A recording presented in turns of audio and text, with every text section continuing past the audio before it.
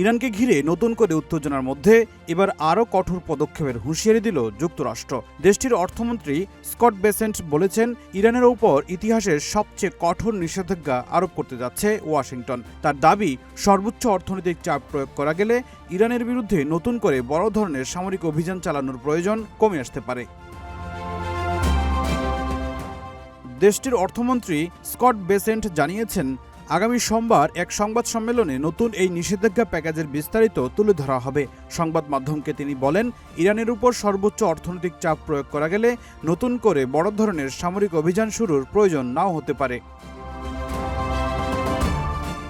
5+ star rating প্রাপ্ত দেশের সর্বোচ্চ বিদ্যুৎ সাশ্রয়ী ওয়ালটন এসি। স্মার্ট কমফোর্ট এখন নেক্সট লেভেলে। তেলের দাম হঠাৎ বেড়ে যাওয়ার প্রসঙ্গেও কথা বলেন মার্কিন অর্থমন্ত্রী। তিনি বলেন, তেলের দাম বাড়ার কারণ তিনি নিশ্চিত নন, তবে ইরানের উপর অর্থনৈতিক চাপ বাড়ানোর মাধ্যমে পরিস্থিতি নিয়ন্ত্রণে আনার চেষ্টা করছে ওয়াশিংটন।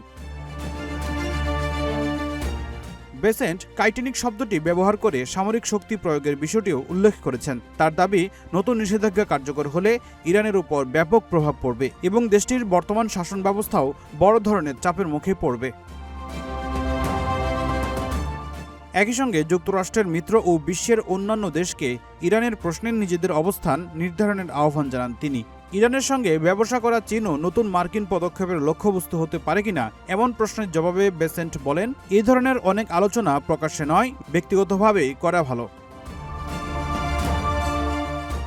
চীনের জ্বালানি চাহিদার বড় একটি অংশ উপসাগরীয় অঞ্চল থেকে আসে বলেও উল্লেখ করেন মার্কিন অর্থমন্ত্রী। তার মতে, ইরান ইস্যুতে যুক্তরাষ্ট্রের সঙ্গে অবস্থান নেয়াই চীনের জন্য ভালো হবে।